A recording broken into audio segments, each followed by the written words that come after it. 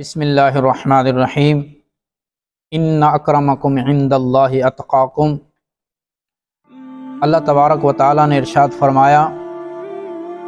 تم میں سب سے زیادہ صاحب کرامت وہی ہے جو سب سے زیادہ متقی پرہیزگار ہیں۔ کرامات اولیاء برحق ہیں اور اس پر قرآن و سنت سے بہت سارے دلائل ملتے ہیں،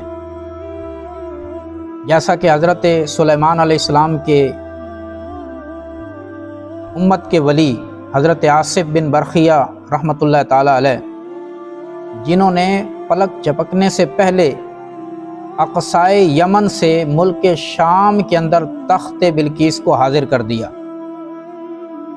اور اس بارے میں مفسرین فرماتے ہیں کہ یہ تخت 40 گز لمبا، 40 گز چوڑا اور 40 گز اس کی اونچائی تھی، اور ہیرے جواہرات اور موتیوں سے جڑا ہوا تھا۔ یہ بھی حضرت سلیمان علیہ السلام کے امت کے ایک ولی کی کرامت ہے۔ اسی طرح بنی اسرائیل کے اندر ایک ظالم بادشاہ ایسا تھا،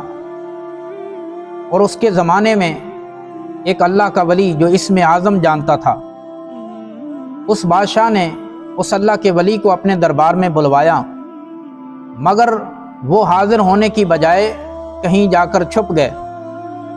اس وجہ سے اس ظالم بادشاہ نے بنی اسرائیل پر ظلم و ستم کرنا شروع کر دیا اور ان کو تکلیفیں دینا شروع کر دی۔ ایک آدمی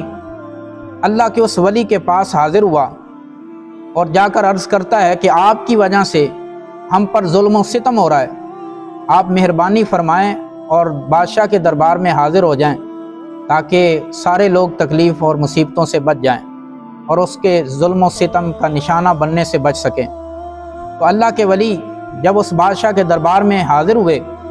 تو بادشاہ نے کہا کہ تم اسم اعظم جانتے ہو، لہٰذا مجھے بھی اسم اعظم کا علم عطا کرو۔ تو اللہ کے ولی نے فرمایا کہ تم ایک ایسا بیل لے آؤ جو کام کاج نہ کرتا ہو۔ تو اس بادشاہ نے ایک سرخ رنگ کا بیل منگوایا جس کے قریب کوئی آدمی جا ہی نہیں سکتا تھا، لیکن اللہ کا ولی اس کے قریب گیا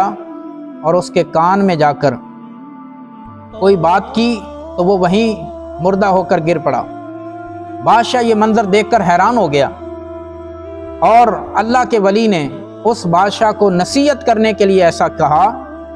فرمایا کہ اگر تم بنی اسرائیل پر ظلم و ستم کرو گے تو میں تمہارا حشر بھی یہی کروں گا۔ تو اللہ کے ولی کی یہ کرامت دیکھ کر وہ بادشاہ بنی اسرائیل پر ظلم و ستم کرنے سے باز آ گیا۔ اسی طرح صحیح البخاری کے اندر ایک روایت میں آتا ہے کہ بنی اسرائیل میں ایک شخص تھا جس کو قرض کی ضرورت تھی۔ اس نے کسی آدمی سے 1000 دینار قرض مانگا، تو آگے سے اس آدمی نے کہا کہ 1000 دینار تو تمہیں دے دیتا ہوں، مگر اس پر کوئی گواہ پیش کرو۔ تو اس شخص نے کہا وَقَفَى بِاللَّهِ شَهِيدًا، اللہ کی گواہی کافی۔ پھر اس نے کہا اچھا اس پر کوئی ضامن دو۔ تو اللہ کے بندے نے کہا وَقَفَى بِاللَّهِ وَكِيلًا، اللہ کی ضمانت ہی کافی۔ 1000 دینار لے کر چلا گیا۔ مقررہ دن، جس دن اس نے وہ قرض واپس کرنا تھا، اس دن وہ دریا کے کنارے آیا، مگر اسے شام تک کوئی کشتی نہ ملی۔ آخر گھر جانے سے پہلے اس کے ذہن میں یہ ترکیب آئی، ایک لکڑی کو لیا اور اس کے اندر کھدائی کر کے اس میں 1000 دینار بھی رکھ دیے اور ایک رکا بھی لکھ کر اس میں رکھ دیا، اور اس کے اندر لکھا کہ اے اللہ کے بندے، جب تو نے مجھ سے گواہی طلب کی تھی تو میں نے اللہ تعالیٰ کو گواہ بنایا تھا، تو نے ضمانت مانگی تو میں نے اللہ کو ضامن بنایا تھا، یہ 1000 دینار میں تمہیں بھیج رہا ہوں، اور میں مقررہ وقت پر تمہارے پاس خود نہیں پہنچ سکا، لہذا میں نے ایک لکڑی کے اندر ہی یہ سارا کچھ تمہارے حوالے کر دیا، اور ساتھ اللہ سے دعا کی کہ باری تعالیٰ جب میں نے قرض لیا تھا تو اس نے گواہی مانگی تو میں نے تجھے گواہ بنایا، اس نے ضمانت مانگی تو میں نے تیری ضمانت پیش کی، لہذا تو میری حالت کو جانتا ہے کہ میں شام تک انتظار کرتا رہا ہوں مگر کوئی کشتی نہیں ملی،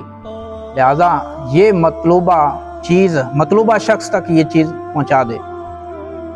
تو ادھر وہ شخص بھی دریا کے کنارے انتظار کر رہا تھا۔ جب شام ہونے لگی تو وہ واپس جانے لگا، اس نے دیکھا کہ ایک لکڑی تیرتی ہوئی اس کی طرف آ رہی ہے۔ وہ آگے بڑھا، اس نے لکڑی پکڑی اور کہا کہ چلو گھر جا کے اسی سے آگ جلائیں گے، اور قرض نہ صحیح تو کچھ نہ کچھ تو گھر لے کے جائیں۔ جب گھر جا کر اس کو توڑا تو اس میں سے 1000 دینار اور ورقہ برآمد ہوا، جس میں وہ سارا ماجرا لکھا ہوا تھا۔ کچھ عرصے کے بعد وہ شخص جس نے 1000 دینار واپس کرنے تھے، دوبارہ 1000 دینار لے کر اس شخص کے پاس آیا اور اپنا عذر بھی پیش کیا کہ میں نے آنے کی بہت کوشش کی، لیکن کشتی نہ ملنے کی وجہ سے میں نہ آ سکا، تو یہ تمہارے 1000 دینار۔ جب اس نے 1000 دینار دیکھے تو کہنے لگا کہ وہ 1000 دینار جو تم نے لکڑی کے اندر رکھ کر بھیجے تھے، وہ اللہ تبارک و تعالیٰ نے میرے تک پہنچا دیے، اور یہ قرض مجھے